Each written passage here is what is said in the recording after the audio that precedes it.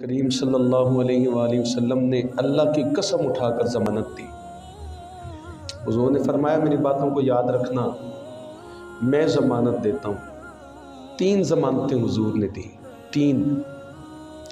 پہلی ضمانت میرے نبی نے کیا دی؟ حضور نے فرمایا کہ یاد رکھو جو مال تم اللہ کی راہ میں خیرات کرتے ہو نا، جو صدقہ کرتے ہو نا تم مال، وہ مال صدقہ کرنے سے کبھی کم نہیں ہوگا۔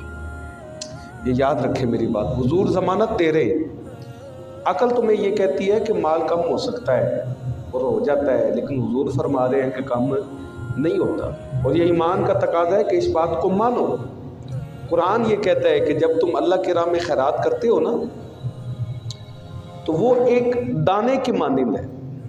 جو دانہ تم نے زمین میں بویا اور پھر اس دانے سے 7 بالیاں نکلیں، ہر بالی میں 100 دانہ، اور پھر اللہ فرماتا ہے واللہ یضاعف لمن یشاء، کہ پھر اللہ چاہے اس کو جتنا مرضی بڑھا دے، یہ اجر ہے۔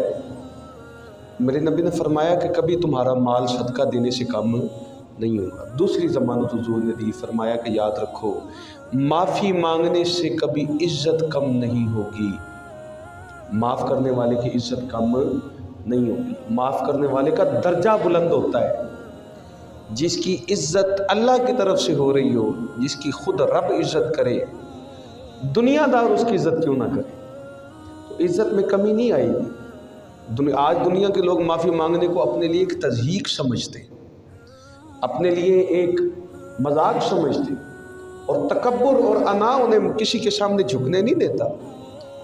اللہ کی رضا کے لیے کسی کے سامنے جھک جانا، یہ اللہ کے نیک بندوں کی نشانی۔ حضور فرما رہے ہیں، بلکہ یہ بھی میرے نبی کی حدیث ہے، حضور نے فرمایا کہ تم معافی مانگ لو، تم صلح میں پہل کر لو، اگر تمہیں لگے کہ تمہاری عزت میں کمی آ رہی ہے تو میں محمد قیامت والے دن وہ عزت تمہیں دوں گا۔ اب بتاؤ اس سے بڑھ کر عزت کہاں ملے کہ قیامت والے دن مصطفیٰ بھی تمہیں عزت دے۔ تیسری ضمانت حضور نے دی، فرمایا یاد رکھو جو دنیا میں عاجزی اختیار کرتا ہے نا، اللہ کی رضا کے لیے اپنے سر کو جھکا دیتا ہے، اللہ تعالیٰ اس کا سر دنیا داروں کے سامنے جھکنے نہیں دیتا، اللہ اس کا سر بلند فرما دیتا ہے، وہ عزتوں والا بن جاتا ہے، وہ وقار والا بن جاتا ہے۔ دنیا کے اندر اسے عزتیں ملتی ہیں، آخرت میں بھی اسے عزتیں ملیں گی۔ اور اس کی بہت بڑی مثال میرے نبی پاک صلی اللہ علیہ وآلہ وسلم کی ذات ہے کہ معراج کی رات اللہ نے خود پوچھا۔ ضیاء القرآن کے اندر یہ بات پیر کرم شاہ صاحب الازہری رحمۃ اللہ تعالیٰ علیہ نے لکھی ہے۔ آپ فرماتے ہیں کہ معراج کی رات اللہ نے پوچھا کہ اے محبوب بڑے بڑے القابات ہم نے دیے ہیں آپ کو، قرآن مجید کھول کے دیکھ لیں، اللہ نے اپنے محبوب سے خطاب کیا تو کہیں بھی اپنے محبوب کا نام نہیں لیا، کہیں بھی، کہیں رسول کہہ کر بلایا، کہیں نبی کہہ کر بلایا، کہیں مزمل کے نام سے بلایا، کہیں مدثر کا لقب دیا، کہیں یاسین کی بات ہوئی، کہیں طٰہٰ کہا گیا، کہیں حضور کو سراج منیر کہا گیا، کہیں داعی الی اللہ کہا گیا، کہیں شاہدا و مبشرا و نذیرا کہا گیا، نام کہیں نہیں لیا۔ تو اتنے القابات، اللہ اکبر، حضور نور ہے، محمود ہے، محمد ہے، جگہ جگہ نئے القاب ہیں ثنا کے لیے۔ یہ میرے نبی کی عزت ہے۔ تو آج معراج کی رات ہے، اے محبوب آج آپ بتائیں کہ آپ کو کیا لقب دوں؟